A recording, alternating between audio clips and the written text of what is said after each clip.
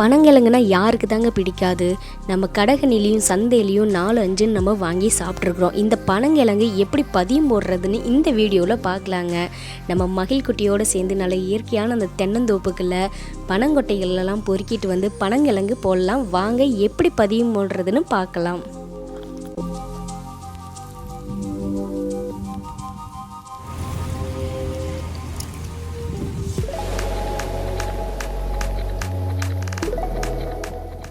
பனங்கிழங்கு போடுறதுக்கு முதல் வேலையை நம்ம வந்து பாத்தி தாங்க பிடிக்கணும். இந்த மண்ணை வந்து எந்த அளவுக்கு உயரமாக போடுறோமோ அந்த அளவுக்கு நம்ம வந்து கிழங்கு ஈஸியாக தோண்டலாங்க. அதுக்காகத்தான் நம்ம மண்ணை நல்லா சுற்றியும் வலித்து மேலே போட்டு ஒரு சேஃபுக்கு கொண்டு வரோம். இந்த அளவுக்கு உயரம் வேணுங்க. இந்த மாதிரி நல்லா உயரம் பண்ணிக்கலாம். உயரம் பண்ணி நம்ம எந்த அளவுக்கு கிழங்கு அந்த கொட்டைகளை வந்து நம்ம அடுக்கிறோமோ அந்த அளவுக்கு அகலப்படுத்திக்கலாம். இதுக்கப்புறம் மகிழ்குட்டி அவங்க ஆத்தாவும் கூட எல்லாம் சேர்ந்து பனங்காய் பார்த்திங்களா எவ்வளோ உளுந்து கிடக்குதுன்னு. நொங்கு போடுறதுக்கு ஆள் இல்லைனாவே இப்போல்லாம் நொங்கு போடுறதுக்கு ஆளே யாருமே வர்றது இல்லைங்க. அப்படியே அந்த நொங்கு மரத்துலேயே இருந்து இந்த மாதிரி காயாக காய்ச்சி ஏகப்பட்ட பனங்கிழங்கா நமக்கு வந்து விழுகுது பனங்காயாக. இதில் பழுத்த பழம் கிடைக்கிறதே கஷ்டம். ஏன்னா பழம் உளுந்த மயத்துலேயே நம்ம எடுத்தோம்னா தான் ஆகும். இல்லைன்னா அதுலேயும் வண்டு புழுகுலாம் வந்துடும். இந்த மாதிரி நம்ம 3 குண்டாவில் நம்ம கொட்டைகளாமே எடுத்துக்கிட்டோங்க. இதை நல்லா கீழே கொட்டிக்கலாம்.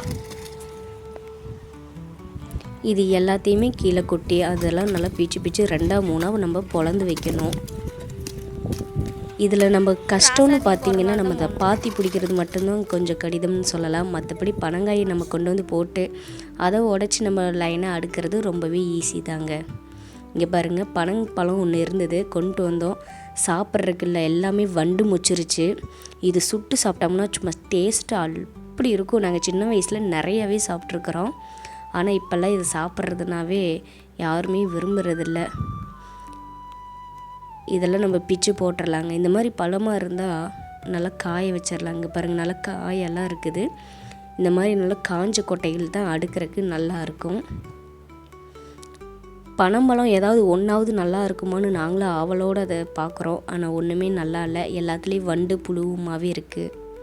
மகிழ்குட்டிக்கு இந்த பழம்னா ரொம்பவே பிடிக்கும். கொடுப்பாங்களான்னு பார்த்துட்டு இதில் எல்லாமே பூச்சியாக இருக்குதுன்னு எனக்கு வேண்டான்னு சொல்லிவிட்டு அவங்க பாட்டில் விளையாட போயிட்டாங்க. அதுக்கப்புறம் நம்ம அந்த பனங்காயில் 2 பொழுந்து எடுத்து வச்சதுக்கப்புறம் நம்ம மகிழ்குட்டி பார்த்திங்கன்னா எடுத்து ஒவ்வொன்றா கொடுக்குறாங்க. இதுக்கப்புறம் நம்ம எல்லாமே பக்கத்தில் எடுத்து வச்சு நம்ம அந்த பாத்தி பிடிச்சோம் இல்லைங்களா, அது மேலே ஏறி இது எல்லாத்தையுமே நம்ம லைனாக நல்லா நெருக்கமாக எடுக்கணும். நம்ம எந்த அளவுக்கு நெருக்கமாக எடுக்கிறோமோ அந்தளவுக்கு கிழங்கும் நல்லா இருக்கும். சரியான மண்ணுகளில் தான் பார்த்து வைக்கணும். செம்மண்ணுகள்லாம் வச்சோம்னா இறும் சரியாக வராது. இந்த மாதிரி நம்ம லைனாக எல்லாத்தையுமே அடுக்கிடலாங்க. இப்போ இருக்க ஜென்ரேஷனில் இந்த பனங்கொட்டைகள்லாம் யாருமே கிழங்குக்கு இப்படிலாம் பதியம் போடுறது இல்லைங்க. 10 கிழங்கு 5 கிழங்குன்னு விற்றாங்கன்னா வாங்கிட்டு போயிடுறாங்க. ஆனால் முடிஞ்ச அளவுக்கு நம்மளே இந்த மாதிரி பனங்கொட்டைகள்லாம் அடுக்கி அதிலிருந்து கிழங்குகளில் வந்து சாப்பிட்றப்ப ரொம்பவே மகிழ்ச்சியாக இருக்கும். ஒரு வழியாக பார்த்திங்கன்னா முக்கால்வாசி நம்ம இதை அடுக்கிட்டோங்க. நம்ம எடுத்துகிட்டு வந்த 3 சட்டி பனங்கொட்டைகளும் கரெக்டாக இதுக்கு வந்து அளவாக இருந்ததுங்க. இந்த நாங்கள் போட்டு வச்சு பாத்திக்கும் அந்த கிழங்குகளுக்கும் கரெக்டாகவும் அளவாகவும் இருந்தது. இது அவ்வளோதாங்க. நம்மளோட பனங்கொட்டைகளை எல்லாமே கரெக்டாக அடுக்கிட்டோம், நல்லா நெருக்கமாக. இதுக்கப்புறம் நம்ம நிறைய ஒரு 4 சட்டி மண்ணாட்டு அள்ளி இந்த பனங்கொட்டைகளை நல்லாவே மூடிடணும். பார்த்திங்களா, இந்த மாதிரி நல்லா மூடிடணுங்க.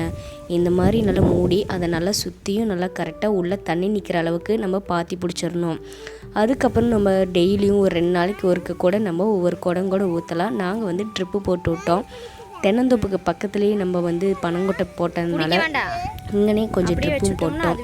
இந்த ட்ரிப்பில் வர்ற தண்ணி வச்சு நல்லா சுற்றியும் அந்த மண்ணெல்லாம் சரிஞ்சு வராத அளவுக்கு நல்லா தண்ணி விட்டு நல்லா இது பண்ணிவிட்டு அதுக்கப்புறம் அந்த குளம் மாதிரி நல்லா தேங்கி நிற்கிற அளவுக்கு நம்ம அதுக்கு உள்ள தண்ணி விடணுங்க. பார்த்திங்களா, நல்லா இன்னுமே இதில் நல்லா தேங்கி நிற்கணும். அந்த அளவுக்கு இது தண்ணி ஊற்றணும். அவ்வளோதாங்க. பனங்கொட்டையை நம்ம பதியம் போட்டேங்க. இந்த கிழங்கா மாறக்கு 2 மாதம் 3 மாதம் ஆகுங்க. அவ்வளோதாங்க. என்னோடய வீடியோ உங்களுக்கு பிடிச்சிருந்துச்சுன்னா சப்ஸ்கிரைப் பண்ணுங்கள், ஷேர் பண்ணுங்கள், லைக் பண்ணுங்கள். நன்றி, வணக்கம்.